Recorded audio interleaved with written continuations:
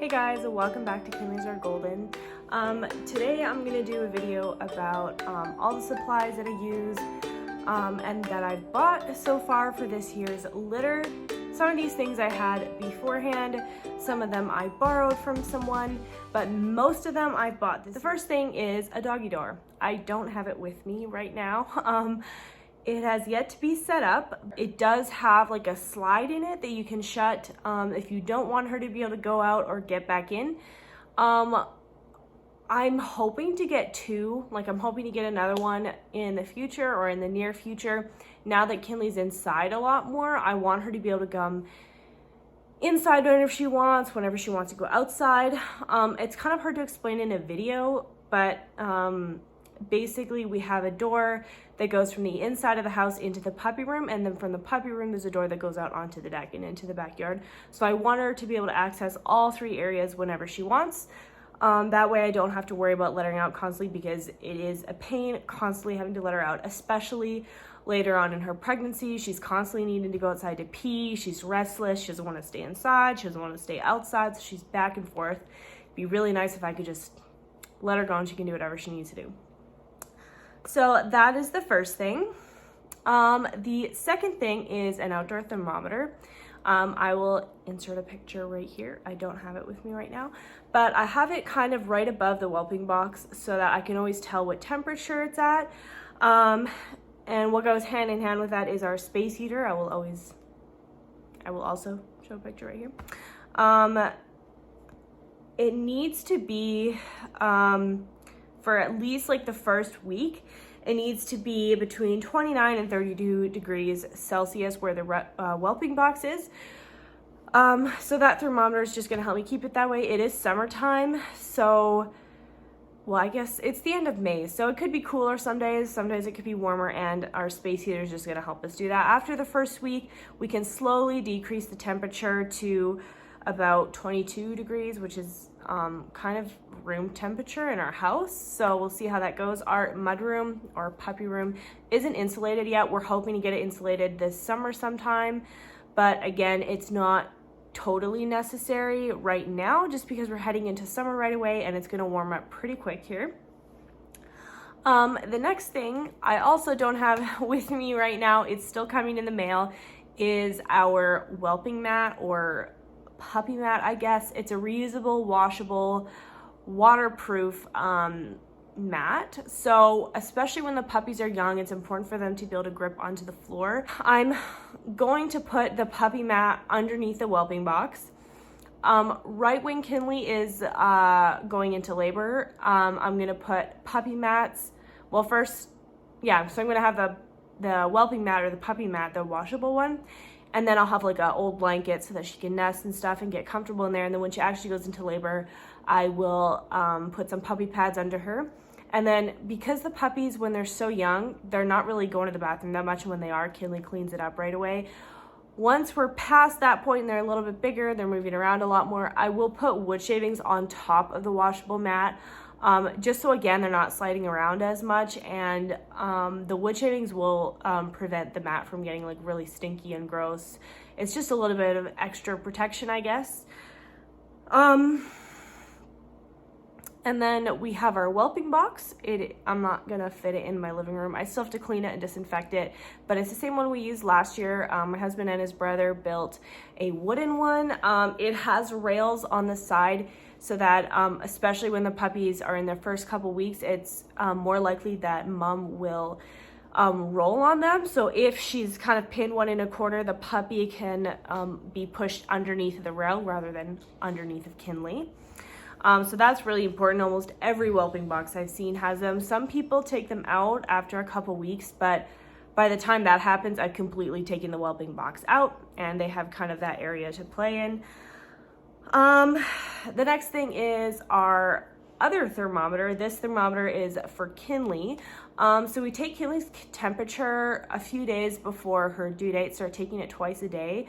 Her temperature normally is about, it should be about somewhere between 101 and 102 degrees Fahrenheit.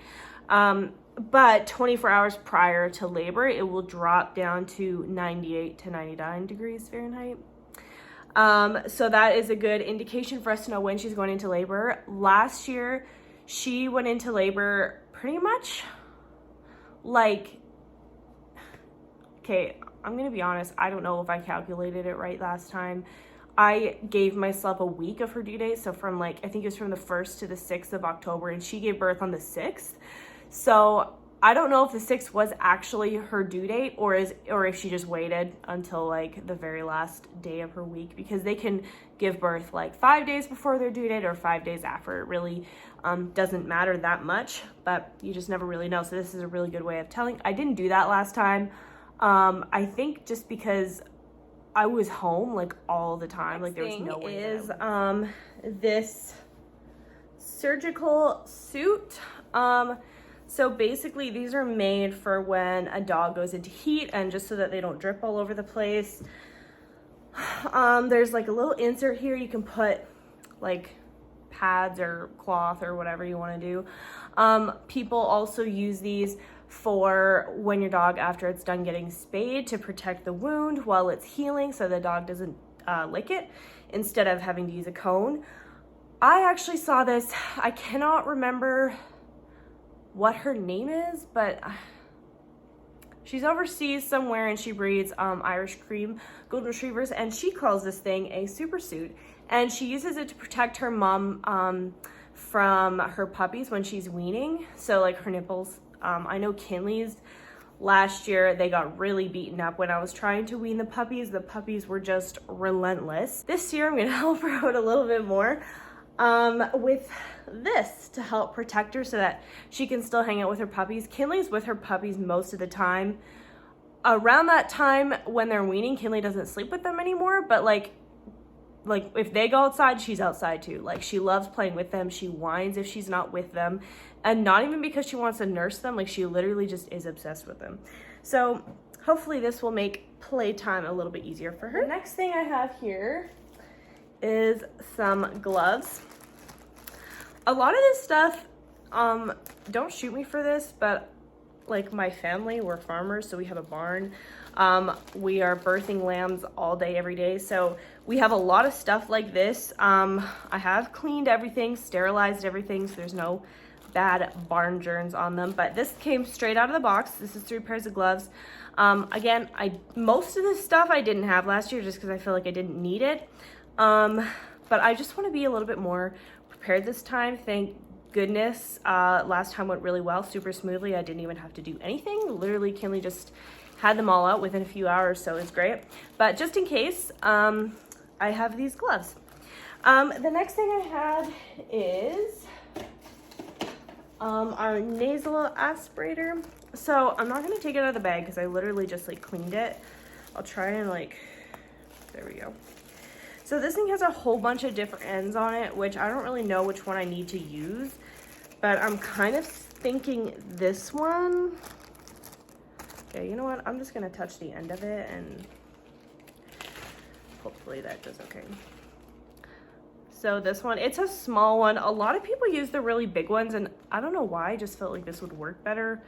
But it has a bunch of different ends. You can even take off this rubber part, and there's a little bit of a wider one. We use this to make sure all the fluid is out of the lungs when the puppies are first born.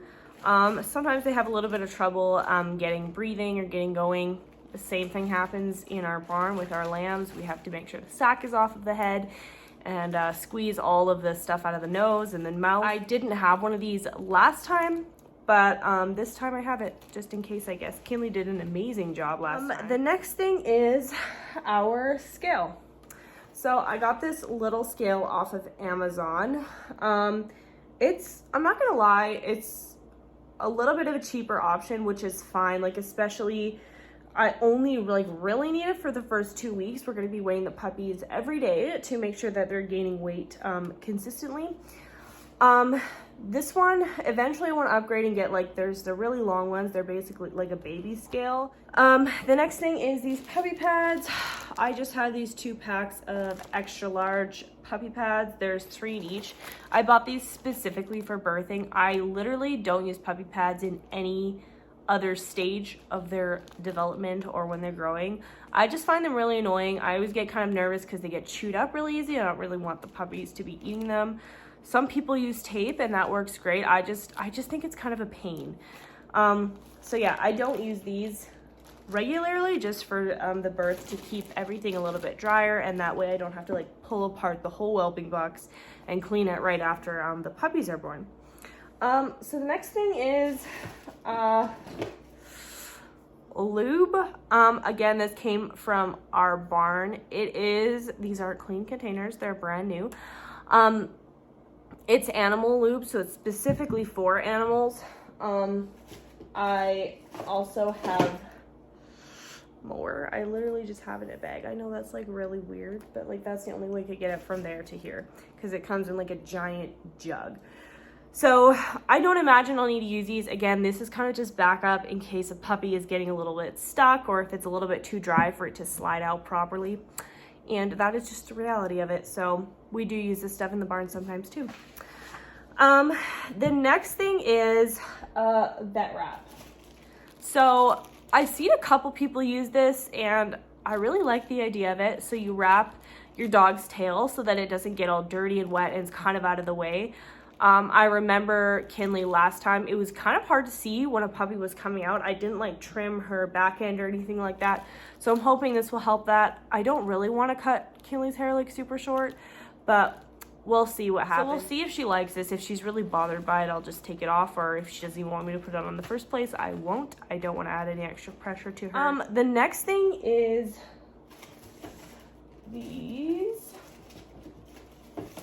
hemostats, I think they're called, or clampers. I don't know if hemostat is the right word for it. If it's not, I just embarrassed myself. But these are in case the puppy's umbilical cord gets ripped too soon or bitten off too quickly.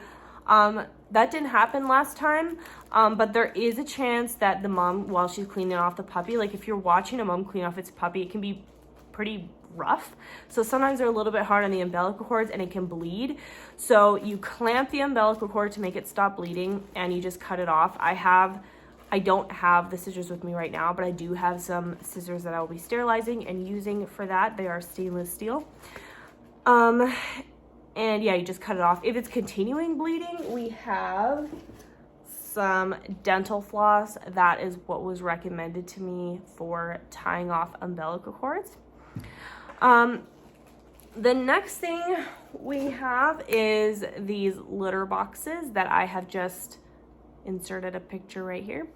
Last year I used like a little wooden like L thing and like shoved it up into the corner and filled it with wood shavings. It worked really well. Like the puppies took to it really quick. It just wasn't big enough. Like for 8 puppies, it kind of got overused a bit, and I also couldn't clean it very well. So I really didn't like that. This year I wanted something that I could really actually like wash, and something that was a little bit more spacious. So I bought 2 of these from IKEA. I think they were like $12.99 each, which was amazing because I was kind of like, a bin that size on like Amazon or in Walmart or something was at least like $150, $140. So I was like not really wanting to do that. So thank God that I found those. We are going to be cutting little, it's like a diagonal opening, because once the puppies can get out of the whelping box, I move the whelping box out and I put these in, but I want to make sure the puppies can get back in, because the problem with the whelping box, we can't use it to like potty train because they can get out but they can't get back in. There's like a period of time where that is going on. So as soon as they can get out of the whelping box, I move in these bins, and it'll give them a little bit more space to go potty, because they want to get back in the whelping box because that's where they're used to going potty. So I just transition it into a more accessible box. The next thing is, I think it's called lecithin. No, lecithin. I don't know. It's sunflower.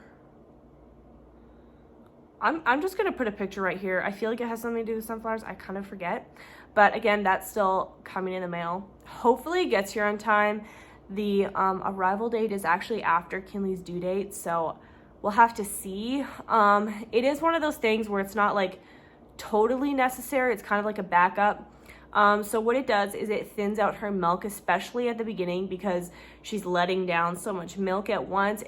Those first like week and a half, 2 weeks is most likely the time when she would get mastitis, if she's gonna get it. So this kind of just helps prevent that from happening, making sure the milk is all coming down at a decent pace and not super thick where she's getting mastitis. The next thing I have is my little ESI bin. So I looked at purchasing one of these kits online, but I just decided to make my own. It was quicker and easier. So I have my, oh my goodness, what the heck? Oh, this bin smells good. So I have this list. This is a list that I'm going to be using. So I don't know if you guys can see this list. Probably not. Anyways, I actually have it in a different paper here. So it has, so for ESI, if you've seen my Instagram, I'll probably do a video on this eventually, but right now I have a highlight reel on my Instagram called ESI/ENS. So these are the 2 little programs that we do from day 3 to 16 of a puppy's life. So they get exposed to a new scent every day. There is like, so like I made my own. I did look off everyone else's and like, they are very similar, but they're specifically to heighten a dog's senses and like alertness, I guess. So I chose my sense. There's like a list of categories that I chose from, and I created this list specifically around like what your dog might be exposed to in its life with you. So I'm assuming, like, I'm not targeting like hunters or anything like that are looking for really working dogs and athletic dogs. I'm looking at family pets. So I have very basic things. Grass, pine needles, bark, soil, mint, coconut, cloves, lavender, rubber, a pigeon feather. I have yet to find a pigeon feather. I'm not sure how I'm going to pull that one. A duck feather might be easier. Some kind of bird feather. A tennis ball, wood, and cat hair. So I've almost got all of these things on the list. Again, the puppies aren't here yet. So by that time I will have all of these. So I just got these containers off of Amazon, and they came with little stickers that I could label them. It's really nothing fancy. Eventually I hope to buy one of those kits online, like a really nice one, but right now this is what I'm working with, and it is better than nothing. Yeah, so the next thing is our collars. I don't know why, but this is like my favorite part. I love buying the collars. I love putting the collars on. I think it's like the collar becomes their personality, their color. So last night, these are all our extra ones. Oh. So the first set of collars that these puppies will get are these whelping collars. So they're soft. They are Velcro. I don't know if I'm gonna like these or not, we'll see. But the leather ones are too big to put on when they're first born. I used string last year, but it came off so easy, and I was so worried that the puppies were gonna, I don't know, grow too fast and like choke, which I guess isn't really reasonable. They're not gonna grow like in 2 hours and choke, but these are just a little bit nicer, and we'll see how this goes. But this pack was like $8.50 for, I think, like, I don't know, 16 pieces maybe. I'm not using all of the colors. But I want to try and reuse these. I don't know how that's going to go. By the time they transition into these leather ones, that is like just when they're kind of starting to play and get rough with each other. So I'm hoping I can like wash these and reuse them. So we will see. I have all the colors. So I've sorted them, but I matched each of these colors with these ones. So I picked 6 girl colors and 6 boy colors. I'm not expecting 12 puppies. Hoping for 10, but we'll see. But that way I have some even colors. So these collars, they won't go home with. These are the colors that they will go home with. They're really nice. I love them. A lot of people, like, I think it depends on your breed, but like a lot of people complain that their dogs like chew these like completely off of each other. Mine never did that. I guess we'll see this year. Sometimes they would like, the ends would get chewed up. So like literally the day that I sent my dogs home, I just kind of cut off the nasty part just so it was clean and wiped it off real good. These are really easy to wipe down. Whenever we bathe them, we just take a wipe or like a wet washcloth and we just wipe them down so they're nice and clean again. So yeah, this is my favorite part, in case you wanted to know. The next thing that I have is this play mat here. I got this for free on Facebook Marketplace. A lot of people use a puppy curriculum from Amazon. So like different breeders have Amazon stores where they kind of list what their curriculum is. And I kind of looked at that and I was like, how could I do this a little more budget friendly for where I'm at right now? And I found this play mat. So it didn't come with any toys hanging off of it. So I'm gonna make some of my own toys. It's just that extra bit of exposure and stimulation for the puppies, just to keep them busy for a little while. Things like plastic bottles, rubber toys, different things like that where they can just get used to that and have some fun with that. The last thing that I have on this list as far as like items is our puppy feeders. So these are the bowls that we use when we're weaning the puppies. Last year I started out with cat feeders, so like the little two-sided cat feeders. It was like the perfect amount for each puppy and I was able to kind of separate them, but it was just like really, I don't know, it was like a lot of work to like do all those separate bowls. So I found these on Amazon and they work a lot better. They're a lot quicker and they also kind of leave less of a mess. It's just two things to pick up because when they get older, they're vicious, okay? Like picking up all those bowls was kind of intense. So when you only got to pick up two, quick and easy, it's nice. And it's a lot less washing too. So now I'm going to go into some of the paperwork that I put together. This right here is my clipboard that I will hang in the puppy room. It's just like basically a checklist of things that I just need to remember to do every day.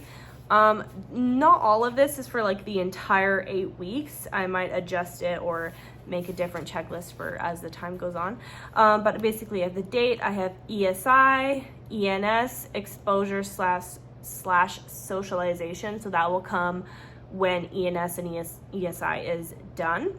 Then I have weights, clean, so do a nice good wash of the area, dam check, so just checking Kinley every day to make sure she is healthy and make sure she's eating enough, making sure that she doesn't have any hardness or hot spots on her belly underside, just making sure she's a mastitis basically. Just we want to take good care of Kinley. And then first feeding and second feeding. So that when Kinley's nursing, she will be on free feed puppy food. So her bowl will always be full to make sure she's producing enough milk, but as she starts weaning, she'll go back to a first and second feeding. I just put first and second just to make sure that I remember to fill her bowl at least twice a day. Yeah, so that's that. Then I have this binder. So this is where I'm going to be tracking most of my information. I just made these little cards up here. They're like little business cards. It's nothing fancy. I'm gonna send these with our go home bags. I'm just storing them in our binder for now. So the first, I guess divider that we have here is weight. So this is your puppy's weight chart. You will get a copy of this when you take your puppy home.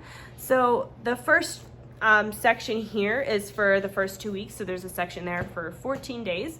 The first 2 weeks we take their weight every day, once a day, to make sure they're gaining weight consistently. Once we hit week 3, we only do it once a week. And then right here I have DOB, date of birth, and TOB, which is time of birth. I just added that in there quick on each of the pages because I forgot to put it on here. That way you guys will know how much weight your puppy gained each time. The next one is ENS.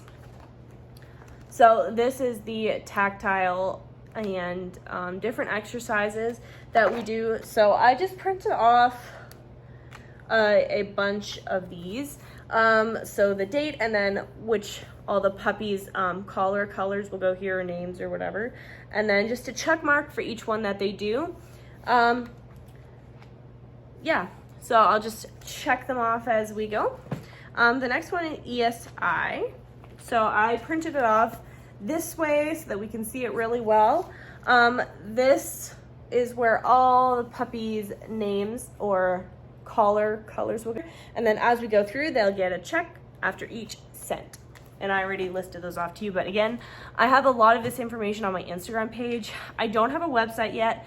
But if you look on my Instagram page, literally anything you want to know is in those little highlight bubbles. You just scroll through, find the one that you want to know about. I try to be super specific so that it's really easy to track down information. The next thing is puppy socialization. So this is another thing you'll get a copy of in your go home bags. This is from the Louisiana SPCA. I just printed this off. It has an extremely in-depth list of socialization items and categories. So the first one is body handling, unfamiliar people, visual and noises, places, objects and flooring, and mating animals. So I will not be able to get through all of these. I'm not gonna intentionally go through all this because a lot of the things they will go through with me, but as it happens, I'm just gonna check it off. And then there is 5 spaces, so I'm just gonna check it off every time it happens, up to 5 times, so that you know how much your puppy has been socialized with things, if at all. So yeah, this isn't necessarily something that will happen every day, but it's just something I can keep track of and let you know how exposed your puppy is to certain things, some things that you might need to work on a little bit more. And if your puppy is particularly fearful of something, you can look back on this and be like, oh, it's never seen that before, I never smelled that before. So that explains why my puppy's acting like that, and therefore you can train and proceed with that knowledge. The last 2 things that I'm going to talk about today are these 2 books. This one is Dog Breeding Income and Expense Ledger Book, and this one is the Dog Breeding Client Record Book. I added stickers. This isn't actually what they look like. I got these both off of Amazon. So this one is my income and expense ledger book. I didn't do this last year, but I want to keep track of my expenses this year and the years to come, just to see how much input costs I have versus what I'm getting out. So I just have the first one here. April is when I started buying things, and there's a section for the date, description, account, income, expense, and the total. So anything that I order specifically for the puppies, I write down. And now we're into May. There is a lot of pages in here, and they're double-sided, so this will last me a good long time. The next thing is the client record book. This one I was a little bit disappointed with, I'm not gonna lie. I guess it is handy. It seems like a lot of wasted space. So in your contract, I will have a copy of the contract, you will have a copy of the contract, and a lot of this information will be in there. But I guess this is just another backup for me to have to be able to look back and see. So there is a spot for your name, address, phone number, email, occupation. I don't know why I need that. And any notes. And then the date, time, service, price, and notes. So the reason why I feel like this is wasted space is because there's so many openings here. Like you could have like 3 people's information on one page. So an example of a service would be like getting it microchipped, vaccination, dewormer, whatever. I guess I can just have proof of when that happened and how much it cost. That is my video for today. I just had to blow through all of that really quick to show you guys what I purchased this year, some of the supplies that I use, most of the supplies that I use, I guess, for the entirety of me having your puppy with me. If you are watching this video and you're considering buying a puppy, if you've already put your reservation fee down for a puppy, stay tuned because a lot of these videos are directed at you so that you can know what to expect from me, from our program, from your puppy when you get it home. I'm planning on doing a lot of videos that will help you out once you get your puppy at home as well. Thanks for watching.